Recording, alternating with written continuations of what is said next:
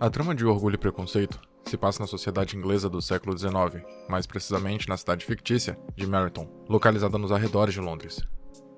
Numa época que as mulheres tinham como único propósito de vida conseguir um bom casamento e ter filhos, o filme, baseado na obra de Jane Austen, acompanha o cotidiano da família Bennet, composta por um casal e suas 5 filhas, Jane, Elizabeth, Mary, Kitty e Lydia. A matriarca, Sra. Bennet, é uma mulher inadequada, invasiva e desesperada para arranjar um bom partido para as filhas.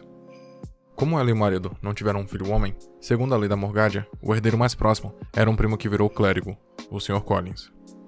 Isso porque durante aqueles tempos, só o filho homem poderia herdar os bens da família, e quando não havia um, o jeito era deixar tudo para o parente homem que viesse primeiro na linhagem. Por isso, preocupada com o futuro das filhas e em como elas conseguiriam sobreviver depois que o pai delas não estivesse mais vivo para sustentá-las, a mãe das jovens aproveita que o primo está desesperado para encontrar uma esposa para empurrar uma de suas filhas para ele. Assim, após o casamento, uma das senhoritas Bennet poderia continuar morando na casa de sua família depois que seu pai falecesse. Contudo, Jane, o primeiro interesse de Collins já estava praticamente prometida para outro cavalheiro, o Mr. Bingley. E Elizabeth, que era sua segunda opção, se recusa a se casar com ele, apesar da insistência de sua mãe. Diante disso, ele acaba se unindo a uma amiga da moça, que ao contrário de Lizzie, só queria encontrar um marido que lhe pudesse dar segurança financeira. Esse tipo de união era típica na época, uma união movida apenas a interesses, onde as duas partes envolvidas enxergavam algum tipo de benefício na relação. No caso deles, a mulher era pobre e precisava do casamento para ascender socialmente, e o homem necessitava obedecer às ordens de Lady Catherine de Bourgh, sua patronesse, para que casasse a fim de garantir que ela continuasse o financiamento. Nesse contexto, Elizabeth destoa completamente do perfil tradicional de mulheres da época. Dona de uma personalidade autêntica, com pensamento próprio, visão questionadora e senso crítico sobre os costumes da sociedade do século XIX, a segunda irmã mais velha das Bennet não se submetia às vontades de ninguém, irritando sua mãe com seu comportamento independente. Ela não tinha aversão ao matrimônio, não era extremista assim. Porém, para aceitar se unir a alguém, precisava encontrar uma pessoa que realmente gostasse, pois não queria casar por interesse. Afinal, era justamente isso que a incomodava, a quantidade de casamentos concretizados, com base no dinheiro, sem haver nem mesmo um resquício de amor entre o casal. E enquanto não conhecesse alguém por quem se apaixonasse de fato, ela preferia continuar solteira, contrariando as expectativas que a mãe, as irmãs mais novas e a sociedade como um todo depositavam nela apenas por ter nascido mulher em um cenário aristocrático, burguês e machista. Antes de prosseguir, peço encarecidamente que curta o vídeo para valorizar o trabalho do canal e comente e compartilhe para ajudar no alcance. Caso não seja inscrito, considere se inscrever para receber todos os dias os novos conteúdos produzidos pelo canal Elegante. Dito isso, podemos continuar. O interessante da família Bennet é que, enquanto o maior sonho da mãe era ver todas as filhas casadas e consequentemente encaminhadas na vida segundo os ideais da época, o pai era muito mais tranquilo em relação a isso. Ele não pressionava as garotas para arranjarem logo um marido e nem as obrigava a juntarem-se com quem não desejavam. Devido a essa conduta mais moderna e liberal, o Sr. Bennet era mais próximo da Elizabeth do que das outras filhas, sendo Lydia a mais criticada por ele por ser a mais parecida com a Sra. Bennet, ou seja, fútil e espalhafatosa, tal como a mãe. O curioso é que existe uma espécie de troca de personalidade entre os dois, marido e esposa no filme, no sentido de que o papel geralmente desempenhado pelo homem é feito pela mulher e vice-versa, já que na época que o longa se passa, o normal era o homem da casa se preocupar em casar as filhas com alguém de condição superior, muito mais do que a mãe. Não que as mães também não tivessem essa preocupação. Obviamente a maior ocupação delas era preparar as filhas para serem boas esposas. Entretanto, a função da mãe era ensinar serviços domésticos e regras de etiqueta, enquanto o pai cuidava da parte mais burocrática do matrimônio, como conseguir um bom dote para a filha. Só que, em Orgulho e Preconceito, vemos essa regra social de gênero estranhamente subvertida. Contrariando suas intenções, a forma de agir da Sra. Bennet acaba afastando os pretendentes de suas filhas, como foi no caso do Mr. Bingley e Mr. Darcy. O primeiro estava certo em se casar com Jane, mas desiste ao ser convencido pelo outro de que a moça na verdade não nutria sentimentos verdadeiros por ele. Essa impressão se deve à dificuldade dela em demonstrar o que sentia, e também por culpa da própria mãe e irmãs de Jane, com suas atitudes escandalosas e ambiciosas.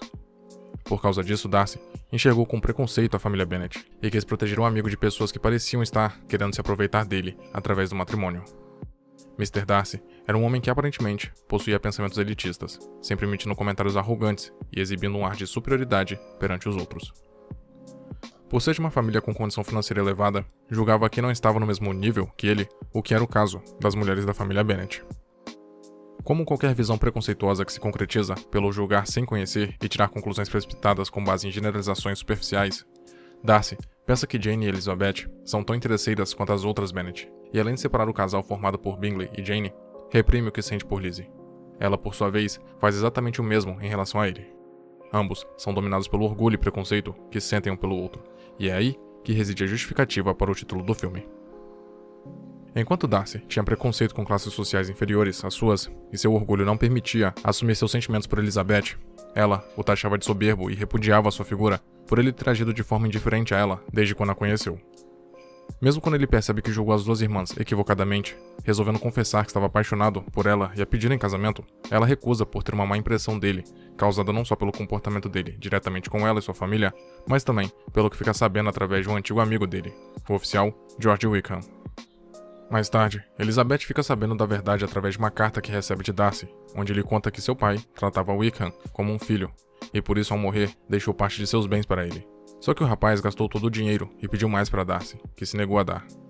Como vingança, Wickham seduziu a irmã mais nova, de apenas 15 anos de Darcy, e convenceu a garota a fugir com ele para colocar a mão em sua fortuna. Depois, acabou por abandoná-la, sem casar. Como se não bastasse, George faz o mesmo com Lydia.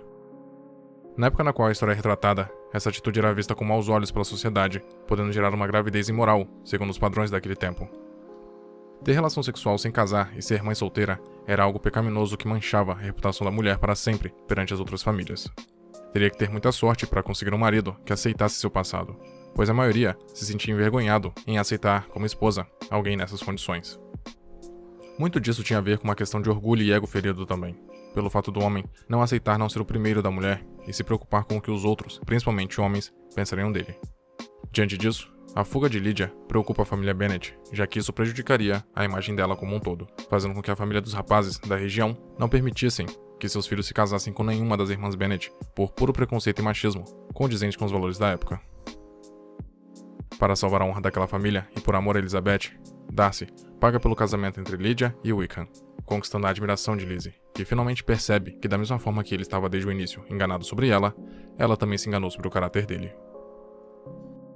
Apesar da oposição de Lady Catherine, tia de Darcy, que exige que a senhorita Bennet se afaste de seu sobrinho por não ser da mesma classe social que ele, e também da irmã de Bingley, que desejava casar com um amigo do irmão, Elizabeth e Darcy acabam abandonando de vez todo o orgulho e preconceito e terminam a trama juntos, após Lizzie aceitar o segundo pedido de casamento feito por ele.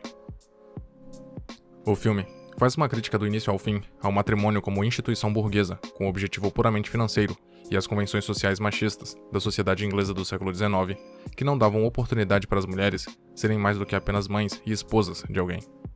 A única ambição de vida delas era arranjar um bom marido e dar filhos para eles, sem almejar alcançar algo além dessa função socialmente estabelecida. Vida profissional e intelectual era restrita aos homens, cabendo a cada mulher aceitar o papel, destinado a elas sem questionar. Elas apenas aceitavam o que lhes convia, vendo no casamento a única oportunidade de ascensão social, não só em relação à parte material, como também ao respeito que uma união conjugal poderia trazer perante uma sociedade aristocrática. Não tem como culpá-las por essa falta de pensamento crítico, pois, afinal, ninguém as incentivava a buscar outro estilo de vida. Elas cumpriam o papel que lhes cabia, já que era tudo o que conheciam. A visão de mundo delas se restringia a isso, e o matrimônio era visto até mesmo como estratégia de sobrevivência. Poucas mulheres, nessa época, tinham a ousadia de Elizabeth Bennet, de recusar um pedido de casamento que não fosse de seu agrado e ainda contestar os costumes da sociedade vigente, mesmo que de forma sutil. Por isso essa personagem é descrita até hoje como vanguardista numa sociedade tomada pelo orgulho e preconceito.